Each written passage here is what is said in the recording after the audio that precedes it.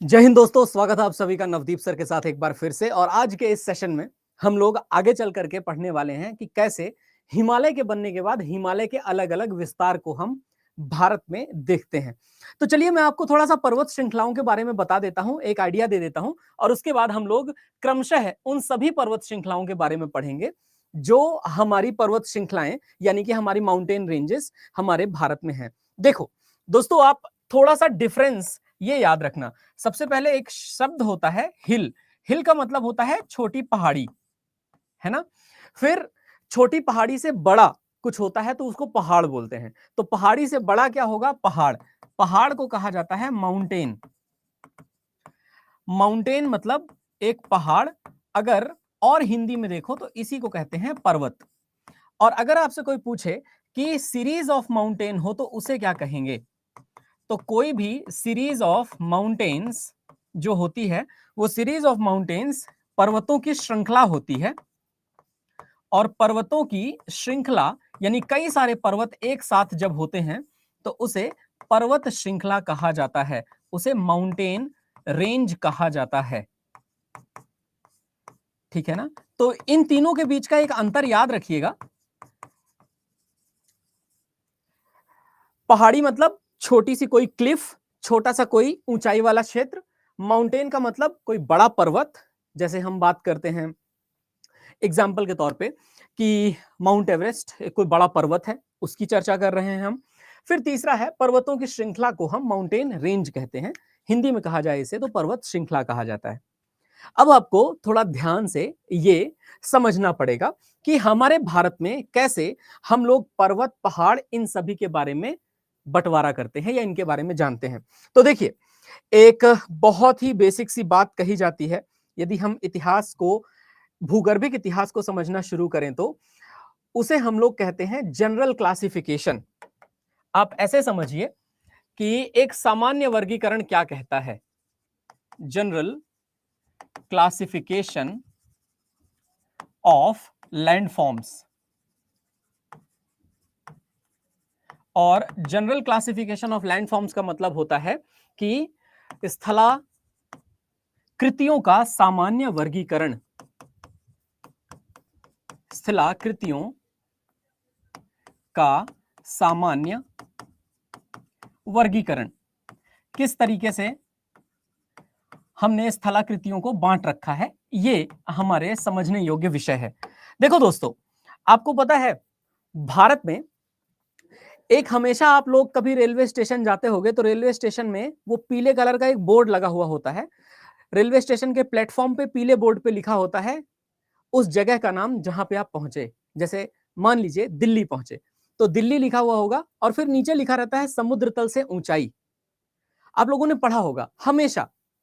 दिल्ली हिंदी में लिखा होगा, दिल्ली इंग्लिश में लिखा होगा और दिल्ली उर्दू या पंजाबी में लिखा होगा। नीचे लिखा रहता है समुद्र तल से ऊंचाई। ठीक है। वो जो समुद्र तल से ऊंचाई है उसे MSL कहते हैं। MSL का मतलब होता है height from mean sea level, MSL। अब देखो दोस्तों, अगर हम लोग ये बात करें कि मीन सी लेवल का मतलब क्या होता है तो आप ये मत सोचिएगा कि समुद्र का तल मतलब समुद्र की तली वो नीचे चले जाना है समुद्र में। समुद्र के लेवल की बात कर रहे हैं। समुद्र के लेवल से कितना ऊंचाई है। तो समुद्र का लेवल, जैसे आप मान लो मुंबई पहुंचे। अब आप जब मुंबई में कभी ऐसे जमीन पे खड़े हो, सामने समुद्र आपको दिख रहा है, आपको ये तो समझ में आता है ना कि हम लोग समुद्र से ऊपर हैं, इसीलिए हमारे ऊपर समुद्र का पानी नहीं आता, है ना। अगर हम लोग समुद्र के निचले क्षेत्र में होते या समुद्र तल से हमारी ऊंचाई ना होती तो हम तो समुद्र में डूब चुके होते। समझ रहे हो ना। अब देखो, आपको एक बेसिक सी बात बताते हैं, आप समझिएगा। मैं ये कहना चाह रहा हूं कि एक तो होता है समुद्र तल। समुद्र तल का मतलब होता है मीन सी लेवल। ये समुद्र का लेवल है। इसे समुद्र तल कहते जरूर हैं लेकिन ये होता है समुद्र तल की जगह समुद्र का लेवल। कहां से मापा जाता है? तो भारत में मुंबई से। याद रखिएगा, मुंबई से हम समुद्र तल को मापते हैं, फ्रॉम मुंबई।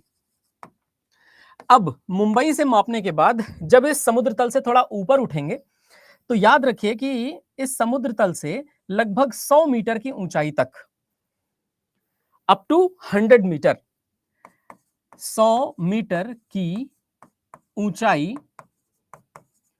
तक, 100 मीटर की ऊंचाई तक वाला जो क्षेत्र होता है ना, इसे कहा जाता है प्लेन। प्लेन का मतलब होता है मैदान। अब देखिए, ऐसा भी हो सकता है कि ये ऊंचाई बढ़े आगे चल के, जैसे एग्जाम्पल के तौर पे ये ऊंचाई बढ़ी और फिर ये छोटी छोटी क्लिफ भी हैं, कुछ मैदानी क्षेत्र जैसा भी है। ये 100 मीटर से 1000 मीटर के बीच जो हमारी भूमि का समुद्र तल से ऊंचाई वाला स्तर होता है, हमारे लैंड का मीन सी लेवल से ऊंचाई वाला हिस्सा होता है, इसे हम लोग कहते हैं प्लेटो। प्लेटो को हिंदी में कहा जाता है दोस्तों पठार।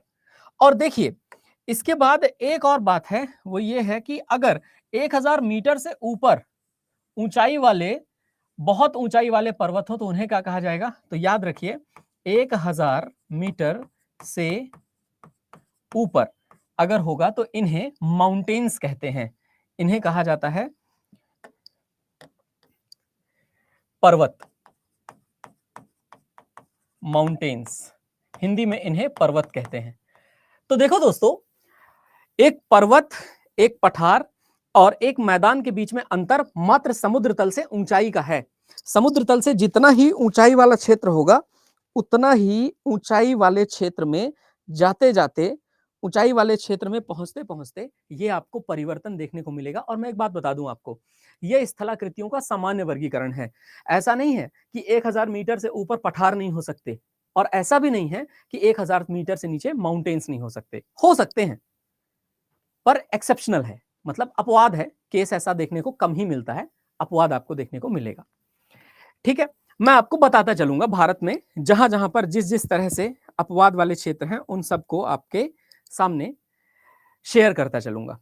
अब देखिएगा, आगे बढ़ते हैं हम लोग। तो भारत को 6 क्षेत्रों में विभाजित किया हुआ है, और ये जो 6 क्षेत्र हैं, ये 6 क्षेत्रों की हम लोग बात कर लें तो ये देखो आप, ये जो नीला वाला हिस्सा है ये हिमालय और पूर्वांचल पर्वत श्रृंखला है। फिर ये हरा वाला हिस्सा मैदानी हिस्सा है। फिर ये जो आपको डार्क रंग का, नारंगी और गेरुआ रंग का हिस्सा दिख रहा है, ये दक्षिण का पठार है। फिर अन्य हिस्से जो आपको दिख रहे हैं, ये भारत के मैदानी हिस्से हैं, और साथ ही साथ यहां पर मरुस्थल भी है। मरुस्थल का मतलब समझ रहे हो आप? पूरी तरह से ये डेजर्ट एरिया है। और जब भी हम लोग डेजर्ट के बारे में पढ़ते हैं, तो डेजर्ट का मतलब क्या होता है? जहां पर कुछ भी ना होता हो, खेती बाड़ी वहां पे शून्य हो। और खेती बाड़ी शून्य इसलिए है क्योंकि बारिश नहीं होती। तो जब भी आप डेजर्ट शब्द सुनोगे, जब भी आप मरुस्थल शब्द सुनोगे, रेगिस्तान सुनोगे, रेगिस्तान मरुस्थल का मतलब ये नहीं है कि वहां रेत होती है। रेगिस्तान या मरुस्थल का मतलब होता है वहां बारिश नहीं होती है। तो बारिश ना होने वाली जगह की बात हम लोग कर रहे हैं यहां पे।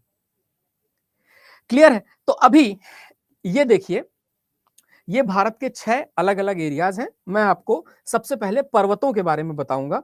तो जो पर्वत हम पढ़ने वाले हैं, वो पर्वत हमारे लिए इंपॉर्टेंट रोल प्ले करेंगे। तो जैसे देखिए, भारत में, भारत का जो उत्तर और उत्तर पूर्वी हिस्सा है,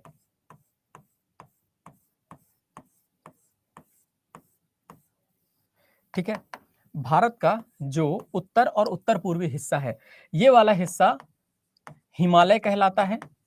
और हिमालय, हिमालय का जो उत्तर पूर्व में विस्तार है, इसे पूर्वांचल कहते हैं, इसे पूर्वांचल रेंज कहा जाता है। अरुणाचल प्रदेश, मेघालय, मिजोरम, त्रिपुरा, मणिपुर, ये सब जो हिस्से हैं, इनमें पूर्वांचल रेंज का विस्तार है। फिर एक और पर्वत श्रृंखला है जो फैली हुई है दिल्ली से लेकर के गुजरात तक, और ये जो दिल्ली से लेकर गुजरात तक फैली हुई पर्वत श्रृंखला है, इसे कहा जाता है अरावली, अरावली पर्वत श्रृंखला। फिर एक बात और बता दूं, भारत में गुजरात से लेकर के बिहार के राजमहल की पहाड़ियों तक फैली हुई एक पर्वत श्रृंखला है, इसे कहा जाता है विंध्याचल।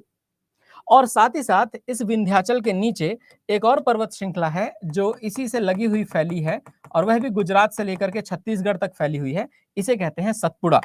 तो ऊपर वाली ये जो है इसे विंध्याचल पर्वत श्रृंखला कहा जाता है, विंध्याचल पर्वत श्रृंखला। यहां पर एक राजा हुआ करते थे जिनका नाम था विंध्य शक्ति। और दूसरा, इसी के नीचे वाला जो हिस्सा है इसे सतपुड़ा पर्वत श्रृंखला माना जाता है। और सतपुड़ा के घने जंगलों के बारे में हमारे एक कवि हुआ करते थे होशंगाबाद के, मध्य प्रदेश में होशंगाबाद नाम की एक जगह है जिसका नाम अब बदल के नर्मदापुरम कर दिया गया है। उस होशंगाबाद की जगह पर एक कवि थे जिनका नाम था भवानी प्रसाद मिश्र, और भवानी दादा की जो कविताएं थी उनमें से एक कविता है सतपुड़ा के घने जंगल। आप कभी पढ़िएगा गूगल पर सर्च करके, सतपुड़ा के घने जंगल, नींद में डूबे हुए से ऊँघते अनमने जंगल, झाड़ ऊंचे और नीचे, चुप खड़े हैं आंख मीचे, घास चुप है, काश चुप है और शाल पलाश चुप है, धस सको तो धसो इनमें, धस न पाती हवा जिनमें, ये घिनौने घने जंगल, नींद में डूबे हुए से ऊँघते अनमने जंगल। बहुत खूबसूरत सी कविता है, आप पढ़िएगा कभी, आपको बड़ा मजा आएगा वो कविता सुन करके, पढ़ करके भी मजा आएगा। फिर उसके बाद देखिए एक और पर्वत श्रृंखला है जो भारत के अरब सागर के तट पर फैली हुई है, गुजरात से लेकर के और केरल तक। ये गुजरात से केरल तक फैली हुई जो पर्वत श्रृंखला है इसको कहते हैं हम लोग पश्चिमी घाट। इसको पश्चिमी घाट माना जाता है। और दूसरी एक पर्वत श्रृंखला है जो ओडिशा से लेकर के फैली हुई है तमिलनाडु तक। तो ये ओडिशा से लेकर के इस पर्वत श्रृंखला का विस्तार भारत के पूर्वी तटीय क्षेत्र में है, और यह पश्चिमी घाट में जाकर तमिलनाडु में मिल भी जाती है। इसे कहा जाता है ईस्टर्न घाट। ये सब आपने बचपन में पढ़ रखा है, इसे पूर्वी घाट कहते हैं, है ना। अब आप बताइए, आप लोगों ने ये सब कुछ अपने बचपन में पढ़ा है ना। ये हिमालय है, भारत के जम्मू कश्मीर, हिमाचल प्रदेश, उत्तराखंड, थोड़ा पंजाब के हिस्से से लेकर के नेपाल, सिक्किम, अरुणाचल के हिस्से तक। फिर अरुणाचल नीचे की तरफ है, नागालैंड, मेघालय, और नीचे की तरफ मणिपुर, त्रिपुरा, मिजोरम, इन सब में पूर्वांचल, है ना। फिर विंध्याचल है मध्य प्रदेश में, गुजरात के बॉर्डर से लेके बिहार तक फैली हुई। बिहार और झारखंड के बीच में एक पहाड़ी आती है, छोटा नागपुर पठार के पास, राजमहल की पहाड़ियां, वहां तक फैली हुई। बचपन से पढ़ा है हमने ये, है ना। और ये देखिए अरावली जो है, अरावली दिल्ली से लेकर के गुजरात तक लगभग फैली हुई। गुजरात के निचले हिस्से से, साउथ गुजरात से शुरू होकर के और केरल तक फैली हुई पर्वत श्रृंखला। आप कहना चाहो तो ऐसे भी कह सकते हो, केरल से लेकर के गुजरात तक फैली हुई पर्वत श्रृंखला, आपके ऊपर है ना। एंड देन सतपुड़ा पर्वत श्रृंखला, सतपुड़ा गुजरात के बॉर्डर से लेकर के फैली हुई है छत्तीसगढ़ तक, मैकाल पर्वत श्रृंखला तक। और ईस्टर्न घाट और वेस्टर्न घाट, ये जो आप देख पा रहे हैं, ये आप देख पा रहे होंगे कि भारत के पूर्वी तट पर पूर्वी घाट, भारत के पश्चिमी तट पर पश्चिमी घाट। अब मैं आपको एक होमवर्क देना चाहता हूं। होमवर्क ये है माय डियर स्टूडेंट्स कि आप सभी लोगों को कम से कम इतना पता होना चाहिए कि भारत में कौन सा राज्य कहां पर है। यदि आप इतना पता नहीं करते हो तो आपको पढ़ाई करने का भी अधिकार नहीं है, ठीक है। मैं आपको एक होमवर्क दे रहा हूं कि आपको यह पता होना चाहिए कि कौन सा राज्य कहां पर है। अगर मैं कहता हूं गुजरात, तो आपको यह ना पता हो कि सर गुजरात तो इधर है, ना ना ये गुजरात है हमारा। अगर मैं कहता हूं राजस्थान, तो ये राजस्थान है। अगर मैं कहता हूं पंजाब, तो ये पंजाब है। अगर मैं कहता हूं जम्मू कश्मीर, तो ये जम्मू कश्मीर है। अगर मैं कहता हूं लद्दाख, तो ये लद्दाख है। अगर मैं कहता हूं हिमाचल, तो ये हिमाचल है। अगर मैं कहता हूं उत्तराखंड, तो ये उत्तराखंड है। अगर मैं कहता हूं सिक्किम, तो ये सिक्किम है। अगर मैं कहूं अरुणाचल, तो ये अरुणाचल है। तो अगर आप इतना जानते हैं तब तो आपके लिए geography piece on the cake है। अब मेरी एक और बात माननी पड़ेगी आपको। आप लोग 4 नक्शे खरीदिए, 4 मैप खरीदने हैं आपको। पहला मैप खरीदना है भारत का प्राकृतिक मानचित्र, physiographical map of India, natural map जिसको कहते हो आप लोग। मैप खरीदो बड़ा सा, और उसको अपने कमरे की दीवार पे टांग लो जहां पे भी आप पढ़ाई करते हो। दूसरा, भारत का राजनीतिक पॉलिटिकल मैप। तो एक फिजिकल मैप और एक पॉलिटिकल मैप भारत का, और एक फिजिकल और पॉलिटिकल विश्व का, वर्ल्ड का मैप, ये दोनों खरीद लीजिए। ठीक है, एक एक विश्व का और एक एक भारत का, तो टोटल मिला के हो गए 4। ये 4 मैप खरीद लीजिए। जितना हम यहां पर आपको पढ़ाएंगे उतना ही बाबू आपको प्रैक्टिस करनी है। जब भी मैं हिमालय बताऊंगा, मैं हिमालय का विस्तार बताऊंगा, और हिमालय का विस्तार पढ़ते पढ़ते आपको सब कुछ याद हो जाएगा। और वही चीज अगर आप मैप में देख लेंगे तो आपके दिमाग में पिक्चर सेट हो जाएगी। अब अगर मैं कभी आपसे कह दूंगा कि पीर पंजाल चलना है, तो आप पीर पंजाल में सीधे कश्मीर ही पहुंचोगे। ठीक है, तो मैं लिख देता हूं कौन कौन से मैप आपको खरीदने हैं। सबसे पहले विश्व का राजनीतिक और प्राकृतिक मानचित्र एवं भारत का राजनीतिक और प्राकृतिक मानचित्र। तो यहां पर पहले पेज पर ही लिख देता हूं मैं, और इसे ध्यान रखिएगा। पॉलिटिकल एंड फिजिकल, राजनीतिक एक नक्शा राजनीतिक मानचित्र और एक प्राकृतिक मानचित्र। ठीक है, किसका खरीदना है? तो इंडिया यानी कि भारत, और वर्ल्ड का, विश्व का। और नक्शा ही खरीदना, एटलस मत खरीद लेना, वरना एटलस को किताब की तरह पढ़ना पड़ता है, और जब किताब की तरह आप किसी चीज को पढ़ते हो तो वो मजा खत्म हो जाता है जो आप सीखने में जानने वाले हो। इसीलिए political map of India, physical map of India, political map of the world, physical map of the world. चलिए, सभी लोग खरीद लेंगे ना? फिर अब आगे बढ़ते हैं। मुश्किल से 100 रुपए का खर्चा है आपका। ठीक है, डन। अब मैं जितना बताऊंगा अब आप ध्यान से पढ़िएगा। एटलस से मत पढ़िए, एटलस को किताब की तरह खोल के पढ़ना पड़ता है, तो वो मन नहीं लगता। क्योंकि जब भी मैं आपको कुछ बताऊंगा ना, उसे आप आराम से चाय पीते हुए, गाना सुनते हुए, चाय की चुस्कियां लेते हुए मैप में देख सकते हैं। जो भी मैंने पढ़ाया है उस जियोग्राफी सब्जेक्ट को आप बड़े आराम से मैप के माध्यम से खुद ही देख करके सीख सकते हैं। आपको कहीं कुछ अलग से मेहनत करने की आवश्यकता नहीं, और यही खूबसूरती है इस विषय की, इसमें कुछ भी रटना नहीं है। बहुत फायदेमंद है, मैं अभी बताता हूं आपको। चलिए हिमालय से शुरुआत करते हैं। हिमालय, हिमालय एक ऐसा पर्वत है जिस हिमालय पर्वत के बारे में जब जब हम लोग पढ़ते हैं, हम हमेशा विस्मित होते हैं। हिमालय के कई सारे हिस्से हैं, और हिमालय के जो कई सारे हिस्से हैं, उन हिस्सों में हिमालय का विस्तार भी अलग अलग जगह से है। जैसे अगर आप पूरे विश्व के नक्शे को देखो तो ये भारत आपको दिख रहा है। इस भारत में देखिए, भारत के ऊपर वाला हिस्सा ये अफगानिस्तान और तजिकिस्तान का है, ये वाला हिस्सा चाइना का है, और इसके नीचे ये भूटान, नेपाल, और ये फिर नीचे का पूरा भारत। ठीक है, याद रखिएगा। अभी मैं आपको बताता हूं एक बात और। अगर मैं आपको कहूं कि ये जो पूरी हमारी पर्वत श्रृंखला है जिसका नाम है हिमालय, तो सबसे पहली बात तो ये आती है कि सर हिमालय का मतलब क्या होता है? तो हिमालय का जो मतलब होता है ना, वो है हिम और आलय। हिमालय, हिमालय में 2 शब्द हैं, एक शब्द है हिम और दूसरा शब्द है आलय। हिम का मतलब होता है बर्फ, और आलय का मतलब होता है घर, यानी होम ऑफ स्नो। बर्फ का घर हिमालय कहलाएगा। यह संस्कृत शब्द है, याद रखिएगा। हिमालय कौन सी भाषा का शब्द है? हिमालय ये संस्कृत भाषा का शब्द है।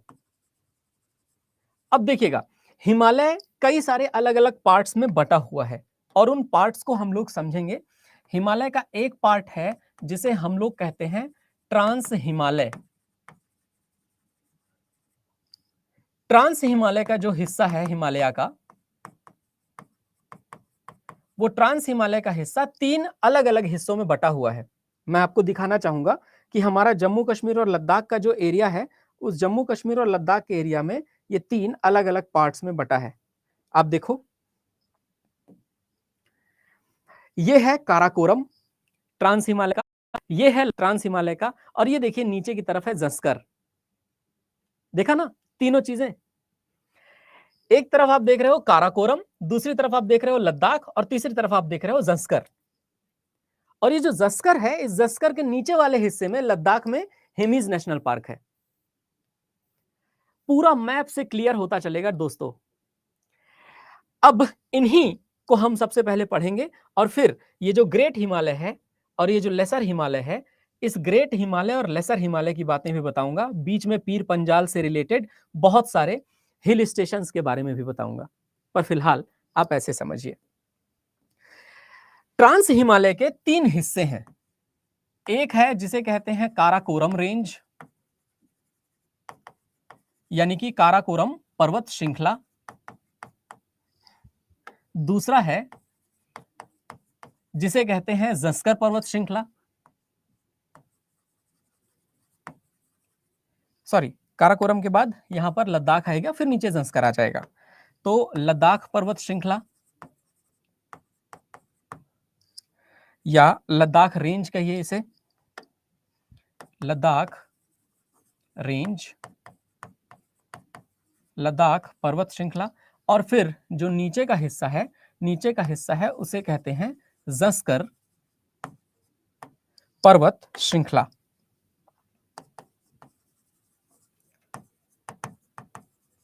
जस्कर पर्वत श्रृंखला, ठीक है ना?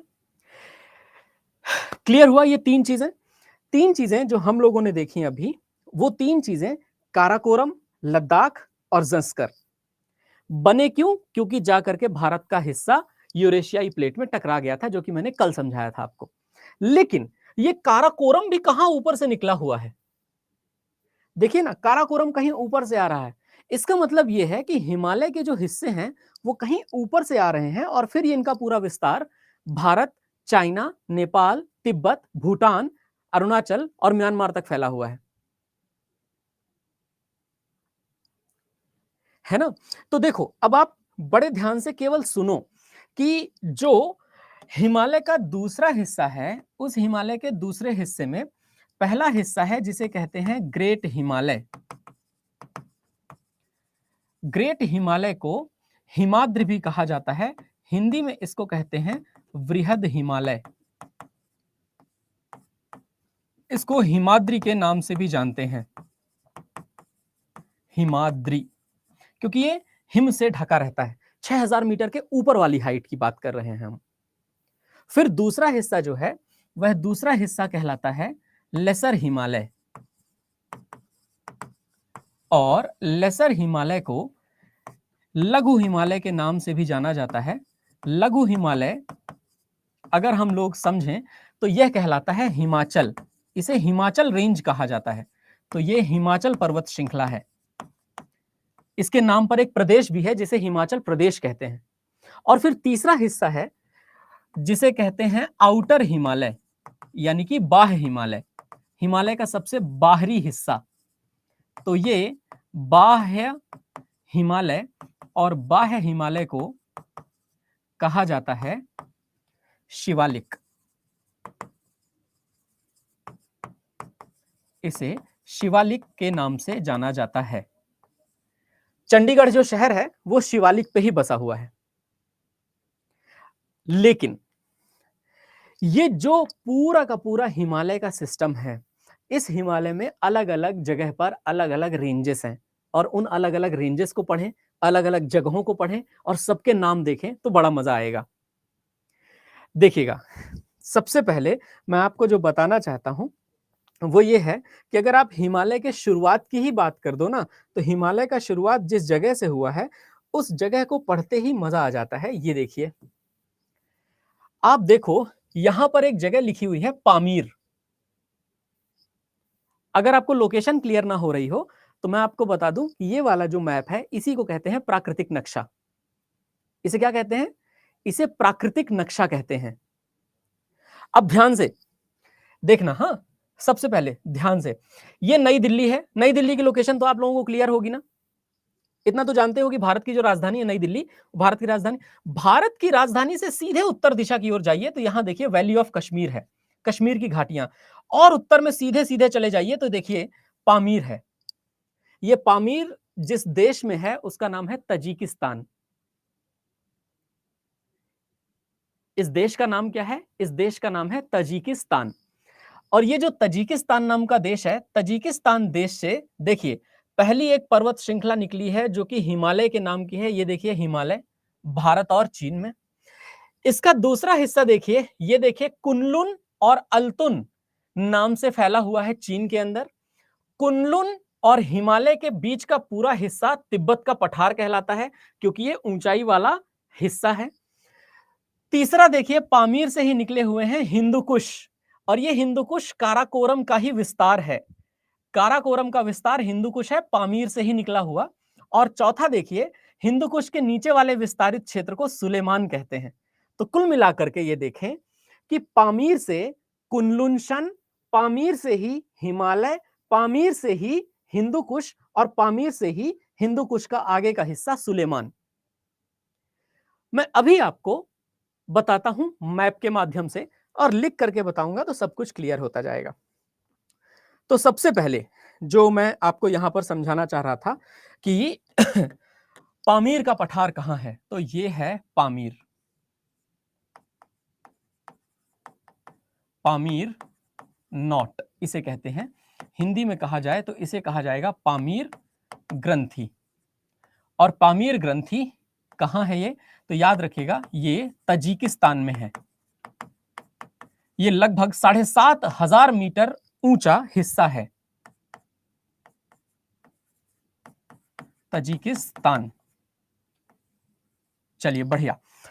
इस तजिकिस्तान से एक पर्वत श्रृंखला जो चाइना की तरफ निकली हुई है, उस चाइना की तरफ निकली वाली पर्वत श्रृंखला को कहा जाता है कुनलुन। इसका नाम है कुनलुन।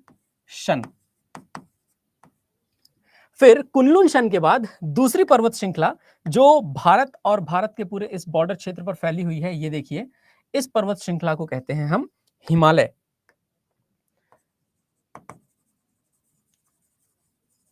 इसे हिमालय कहा जाता है। और कुनलुन और हिमालय के बीच का हिस्सा क्या कहलाएगा, तो मैं आपको यहां पर बता देता हूं कि कुनलुन और हिमालय के बीच का हिस्सा है तिब्बत का पठार। Kunlun, Kunlun. और कुनलुन और हिमालय के बीच के हिस्से को तिब्बत का पठार कहते हैं। यह प्रश्न पूछा गया है एग्जाम में। तो ये है टाइबेटियन प्लेटो। हिंदी में कहा जाए तो दोस्तों इसे कहेंगे तिब्बत का पठार। और फिर चौथा हिस्सा देखिएगा, ठीक है, इसी का एक विस्तारित हिस्सा है, और इसी का जो विस्तारित हिस्सा ये अफगानिस्तान की तरफ फैला हुआ है। इस अफगानिस्तान की तरफ फैले हुए हिस्से को हिंदुकुश पर्वत श्रृंखला के नाम से जाना जाता है। और हिंदुकुश का ही विस्तारित हिस्सा जो पाकिस्तान की तरफ फैला हुआ है, इसको सुलेमान पर्वत श्रृंखला के नाम से ही जाना जाता है। क्वेश्चन क्या पूछा था परीक्षा में पता है, इनमें से कौन सा पामीर नॉट से निकला हुआ पर्वत श्रृंखला नहीं है? और ऑप्शन में हिमालय था ही नहीं, हिंदुकुश, सुलेमान, कुनलुन और एक चौथा ऑप्शन आल्प्स का दिया हुआ था। सोचो आप, है ना। तो क्या है कि हमारे जो भी क्वेश्चन बनते हैं वो क्वेश्चन बड़े मजेदार बनते हैं, और उन मजेदार क्वेश्चंस को आपको मजेदार तरीके से जानना भी चाहिए। तो पामीर ग्रंथि से कौन कौन से पर्वत श्रृंखलाएं निकली? पामीर ग्रंथि से, पामीर नॉट से कौन कौन से माउंटेन रेंजेस निकले? पहला है कुनलुन, दूसरा है हिमालय, तीसरा है हिंदुकुश, चौथा है सुलेमान। और हिंदुकुश काराकोरम का ही एक्सटेंशन है, काराकोरम का ही ये विस्तार है। दूसरा पॉइंट, मैं एक निवेदन करना चाहता हूं, आप लोग जो लाइव आते हो, अगर आप लोग कभी भी हमारे अड्डा 24/7 इस पूरे प्लेटफॉर्म पर लाइव आते हैं, हमेशा यूनिट टाइम पर लाइव आया करिए। 5 से 6, 6 से 7, 7 से 8, ऐसा नहीं हो सकता कभी 6:15 से 7:15, 6:30 से 7:30, 6:45 से 7:45। तो कभी भी आकर के टाइम का कंफ्यूजन ना रखें, और कभी भी मेरी क्लास में आए तो ये सभी एग्जाम के लिए क्लास होती है, तो आप सभी एग्जामिनेशन के लिए प्लीज चुपचाप पढ़ाई किया कीजिए, मेरा विनम्र निवेदन है, नहीं तो मैं बैच छोड़ दूंगा आपका पढ़ाना। अगर आप लोग मुझे परेशान करेंगे तो मुझे फिर नहीं होगा यार, मेरे से नहीं चला जाता परेशान होना। अगर आपको नहीं चाहिए मैं तो आप बता देना, मुझे कोई दिक्कत नहीं है, मैं दूसरे बैचेस में इन्वॉल्व हूं तो वहां पढ़ा दूंगा, यूपीएससी वालों में। ध्यान से अब सुनिएगा, ध्यान से सुनिएगा, मैं निवेदन कर रहा हूं आपसे। एक बात आपको याद रखनी है कि एक क्वेश्चन पूछा गया था कि ये बताइए किस जगह को रूफ ऑफ वर्ल्ड कहा जाता है, विश्व की छत किसे कहते हैं। तो विश्व की छत, चूंकि पामीर ग्रंथि सबसे ऊपर का हिस्सा है, इसलिए पामीर ग्रंथि को ही विश्व की छत कहते हैं। तो यहां पर हमारा आंसर हो जाता है पामीर, प्लेटो या नॉट, है ना, पामीर का पठार, पामीर का पठार अथवा पामीर की ग्रंथि। ग्रंथि मतलब पठारी क्षेत्र, ऊंचा वाला क्षेत्र, उसको ग्रंथि कहते हैं। ये पामीर ग्रंथि, ऊंचा वाला क्षेत्र। एक बात और जो यहां पर पूछी जा सकती है एग्जामिनेशन में, कि अगर मान लीजिए आपसे क्वेश्चन पूछे कि विश्व की छत किसे कहते हैं और पामीर ग्रंथि ऑप्शन में ही ना हो, तो फिर आप दूसरा ऑप्शन सर्च करिएगा, ये ऑप्शन जरूर होगा, तिब्बत का पठार। ठीक है ना।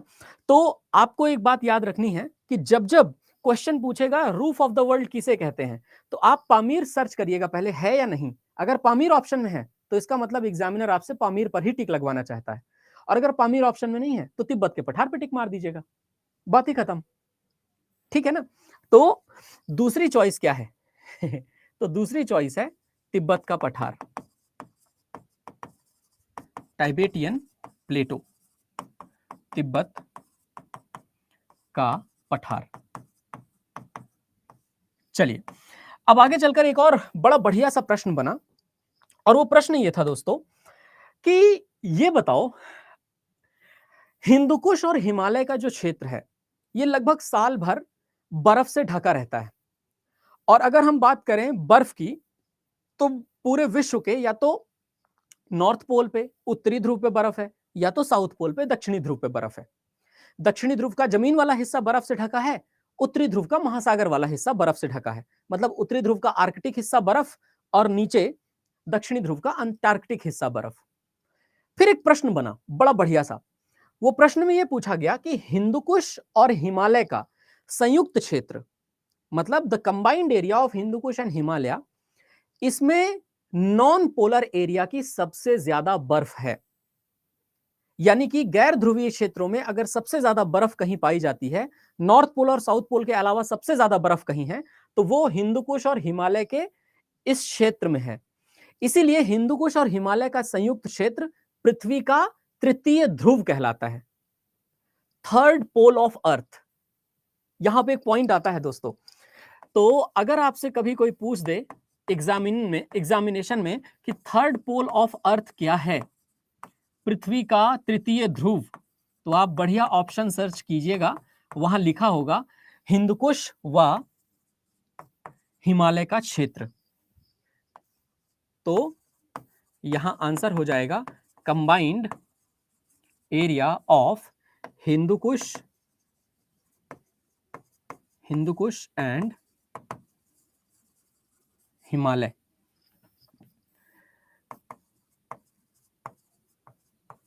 हिंदुकुश व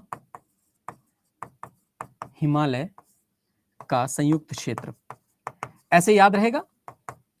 अब चलिए हम आते हैं हमारे चर्चा पर।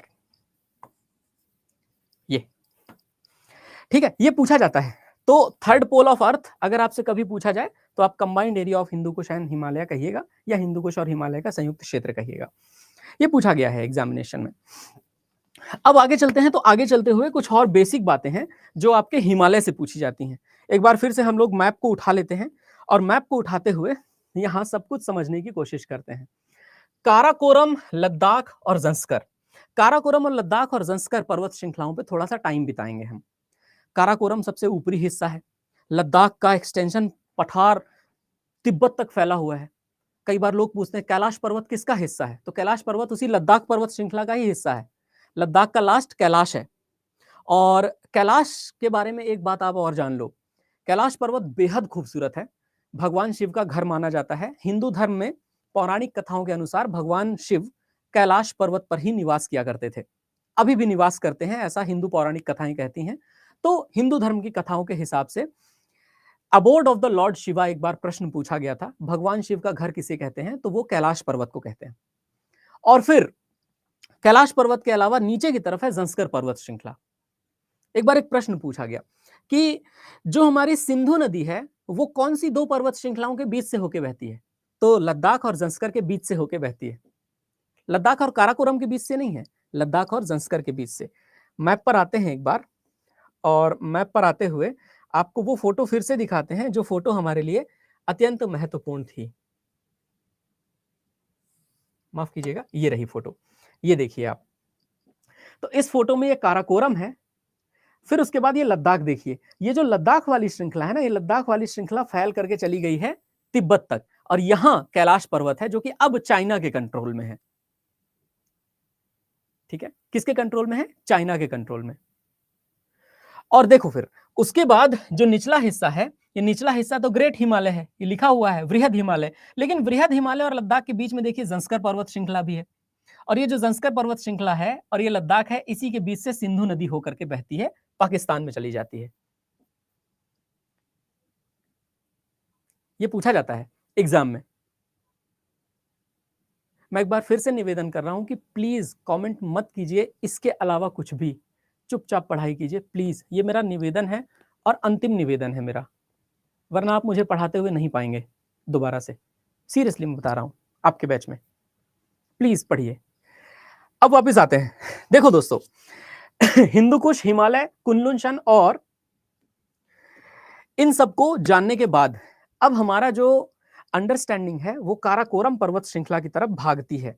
अब जब हम काराकोरम के बारे में पढ़ना शुरू करते हैं ना, तो काराकोरम हमें थोड़ा सा यहां पर इंटरेस्टिंग लगता है। ये देखिए, ये है काराकोरम पर्वत श्रृंखला, ध्यान से देखो।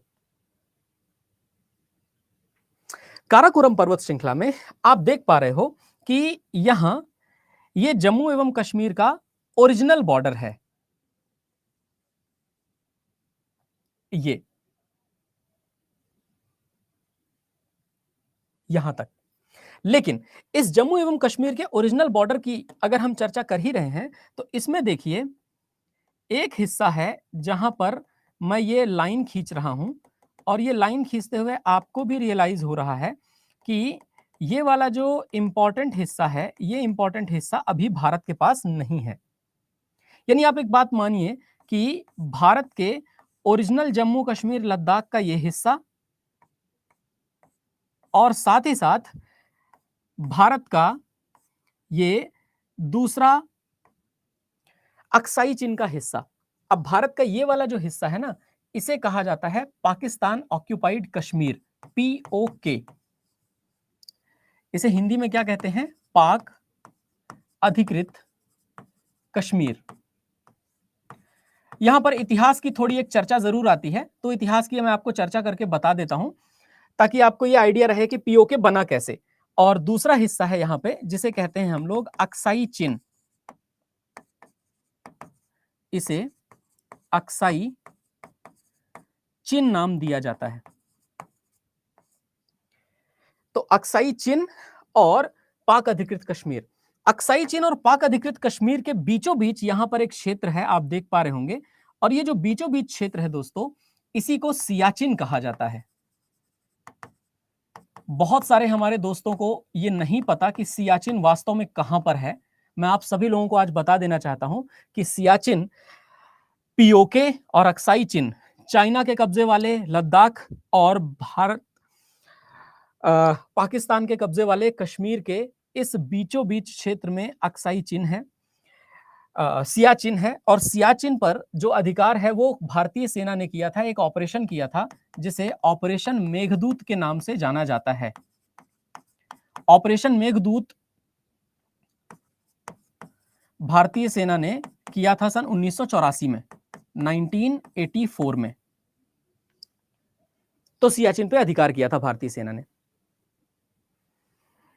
अब आप सुनो, बड़े ध्यान से कहानी सुनो, और आपको थोड़ा सा समझ में आएगा कि ये पाकिस्तान ऑक्यूपाइड कश्मीर क्यों है, क्यों कश्मीर के इस हिस्से पर पाकिस्तान ने कब्जा किया हुआ है। तो बात है 1947 की, ठीक है।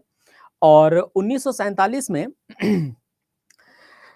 हुआ क्या कि भारत जब आजाद हो रहा था, तो आजादी के समय पर हमारे यहाँ पे जितने भी प्रिंसली स्टेट्स थे, या जो राजकुमारों वाले, राजाओं वाले राज्य थे, राजकुमारों और राजाओं वाले राज्य को ये पूरी तरह से आजादी थी कि वो किस देश के साथ जाना चाहते हैं, उनके ऊपर है।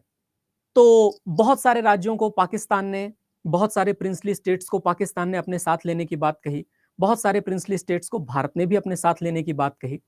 और धीरे धीरे कुछ ऐसा हुआ कि प्रिंसली स्टेट्स मानते गए और भारत एवं पाकिस्तान के साथ जाते गए। 1947 का अगस्त आते आते, जब देश के आजादी का वक्त नजदीक आ रहा था, उस समय तक हैदराबाद, जूनागढ़, भोपाल और जम्मू कश्मीर जैसी रियासतें डिसाइड नहीं कर पा रही थी कि किसके साथ जाएं।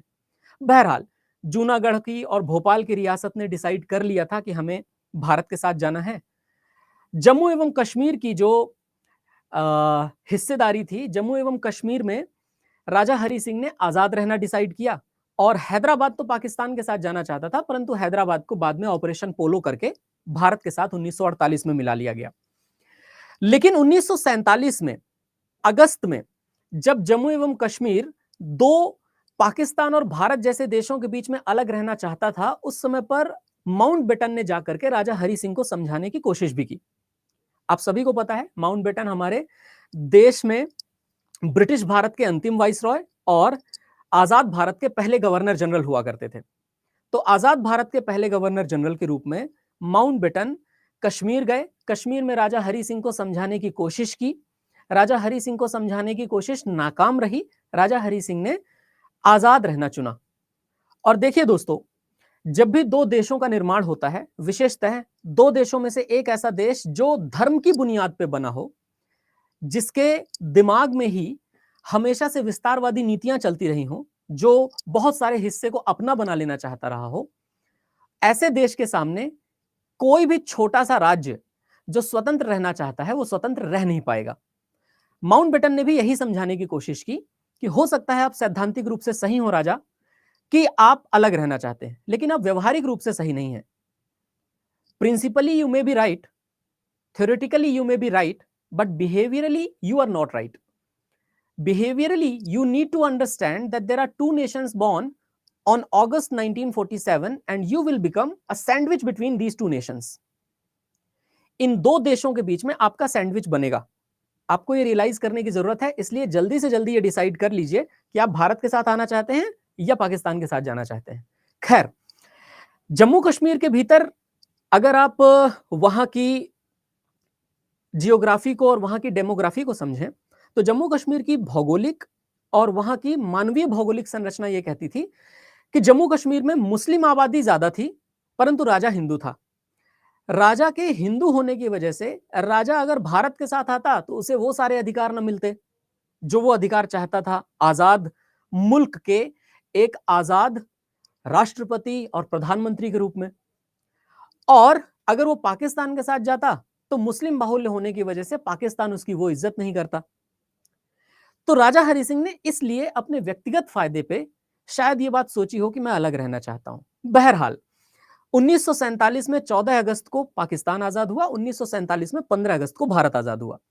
भारत की आजादी के तुरंत बाद लगभग 20-25 दिन ही बीते थे कि सितंबर 1947 में पाकिस्तान की सेना के लोगों ने सिविल ड्रेस में और वहां के पश्तो कबायली लड़ाकों ने कश्मीर के ऊपर आक्रमण कर दिया। और इतना वहशी आक्रमण किया था कि इन लोगों ने यह तक नहीं देखा कि कश्मीर में रहने वाले जो लोग हैं वो किस धर्म के हैं, किस जाति के हैं, किस संप्रदाय के हैं। उन्होंने यहां पर दरिंदगी मचा दी और दरिंदगी मचाते हुए लगभग श्रीनगर के पास पहुंच गए। जब जम्मू कश्मीर की सेना से यह पूरा मामला नहीं संभला तो जम्मू कश्मीर के राजा हरि सिंह ने भारत के उस समय के तत्कालीन प्रधानमंत्री जवाहरलाल नेहरू जी और तत्कालीन उप प्रधानमंत्री यानी गृह मंत्री सरदार वल्लभ भाई पटेल साहब, इन दोनों के पास अपनी तरफ से एक पत्र भेजा, सरदार वल्लभ भाई पटेल साहब ने अंततः जम्मू एवं कश्मीर को भारत में मिलाने की बात कही और उस समय आर्टिकल 370 एक अलग से आर्टिकल बनाया गया जो जम्मू कश्मीर को विशेष प्रावधान देता है। बाबा साहेब अंबेडकर ने इस प्रावधान को लिखने से मना कर दिया था, इसलिए इस प्रावधान को डॉक्टर अंबेडकर ने नहीं लिखा। अब आप कमेंट करके बताएंगे कि किसने आर्टिकल 370 को हमारे संविधान में ड्राफ्ट किया था, जिसे अभी की सरकार ने 2019 में हटा दिया है।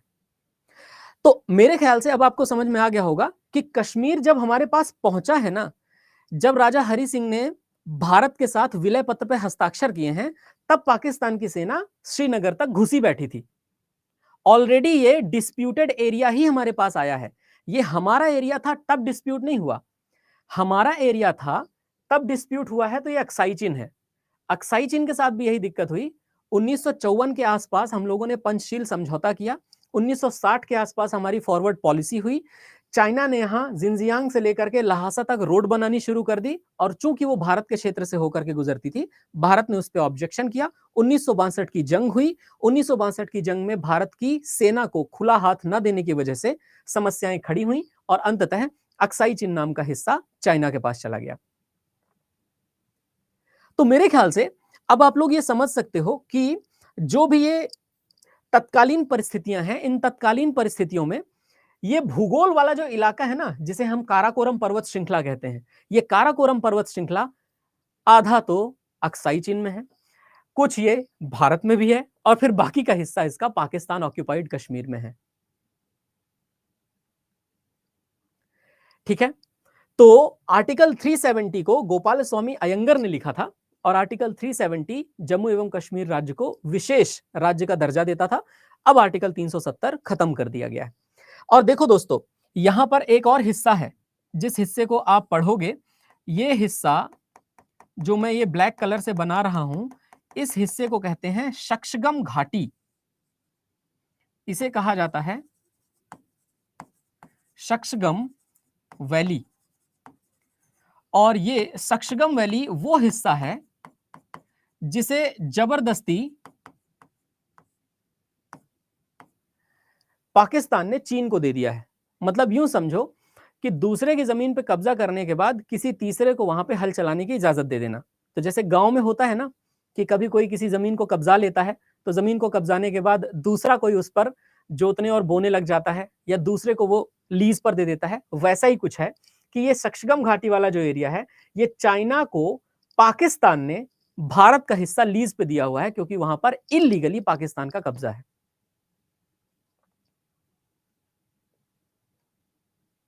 ना। अब देखिए हम लोग कई बार ये चर्चा करते हैं कि क्या सर इस वाले हिस्से को हमारे हिस्से में ले लेना चाहिए। तो मैं आपको एक बात बताऊं, ऐसे किसी भी हिस्से को भारत में लेने का कुछ खास फायदा नहीं निकलता जहां के लोग अब वहां के आवाम के, वहां के सरकार के और वहां की नीतियों के हिसाब से सेट हो गए हों। अगर आप इन लोगों को भारत में लेकर के आ भी जाएंगे, तो पहले आपको इन लोगों को यह भरोसा दिलाना होगा कि जहां आप रहते हैं वहां से ज्यादा बेहतर हम आपको रहन सहन देंगे। इन लोगों को यह भरोसा दिलाना पड़ेगा कि जो भारत के कश्मीर घाटी वाले इलाके में लोग रहते हैं वो हमसे ज्यादा समृद्ध जीवन व्यतीत कर रहे हैं। वहां के लोगों के पास खूब नौकरियां हैं, वो खूब आगे बढ़ रहे हैं, बाहर जा रहे हैं और वो खूब उन्नति कर रहे हैं। और हम जो पाकिस्तान के कब्जे वाले कश्मीर में हैं वो बिल्कुल उन्नति नहीं कर पा रहे। तो जब जब किसी इंसान के मन में लालच पैदा हुआ है, तभी तब नए राष्ट्रों का निर्माण हुआ है। वरना अगर इंसान के मन में लालच ही पैदा ना हो तो यहां कोई विद्रोह नहीं होगा।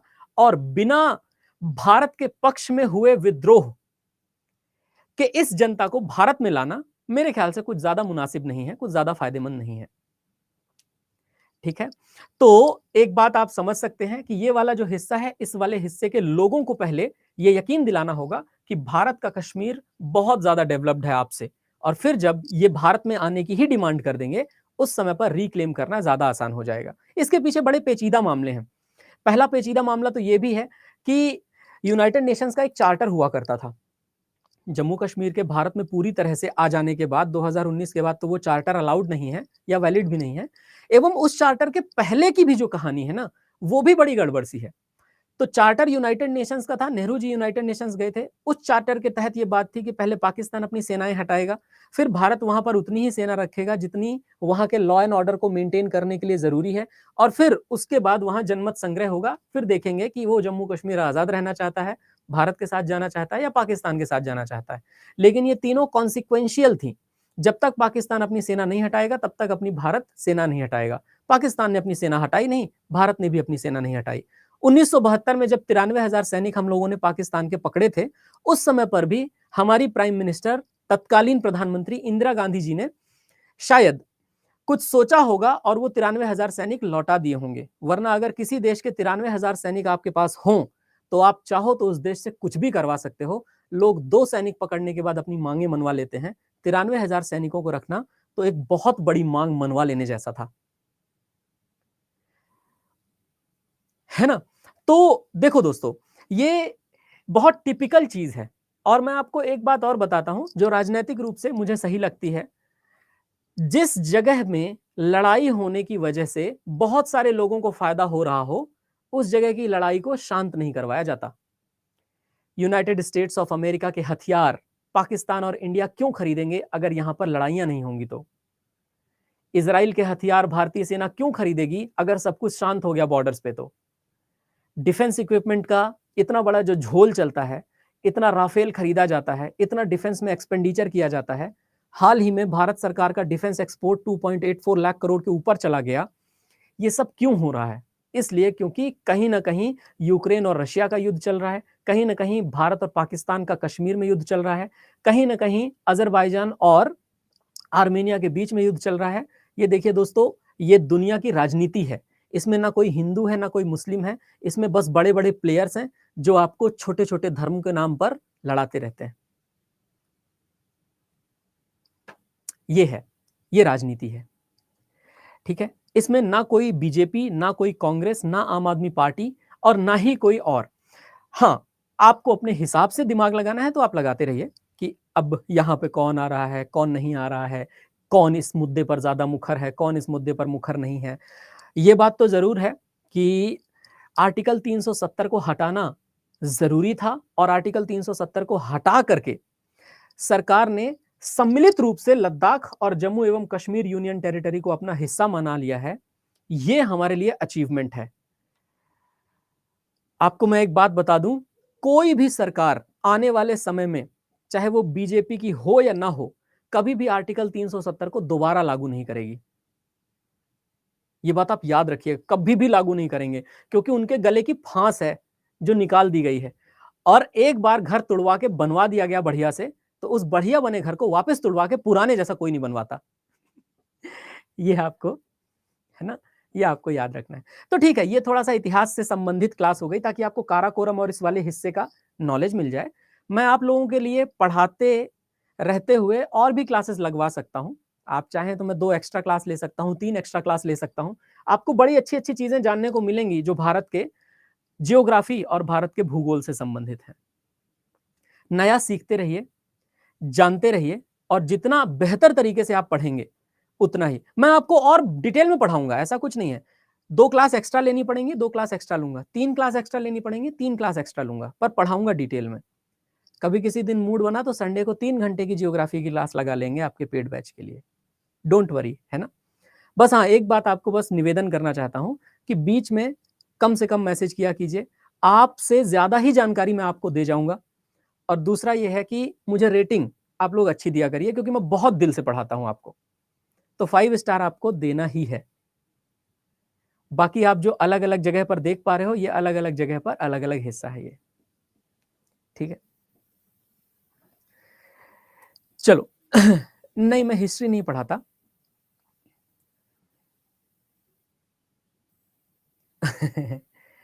ठीक है, किसी का कोई डाउट है? जिसका डाउट है प्लीज लिख दीजिए।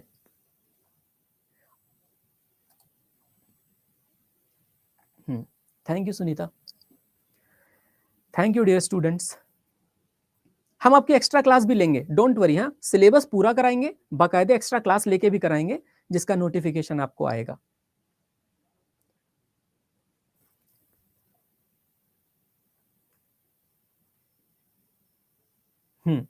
तो श्रुति चंदन कह रही हैं कि सर पीओके वाला एक्चुअल में इंडिया का पार्ट नहीं है। नहीं, वो एक्चुअल में इंडिया का ही पार्ट है, बस उस पर कब्जा पाकिस्तान का है।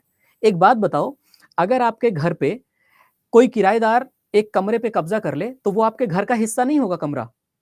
भाई आप उस कमरे में नहीं जा सकते क्योंकि किराएदार ने कब्जा कर रखा है। लेकिन जिस दिन कोर्ट ये कह देगा कि किराएदार भाग जा, तो किराएदार को खाली करना पड़ेगा और आप ही का कमरा कहलाएगा वो। तो अगर कोई कब्जा किया हुआ है किसी लैंड पर, तो इसका मतलब ये नहीं है कि उसकी ऑनरशिप है, ये उसकी दादागिरी है जो चल रही है कुछ पुराने साल से, तो चल रही है, कुछ दिनों में नहीं रहेगी। ना वो देश रहेगा ना उसकी दादागिरी।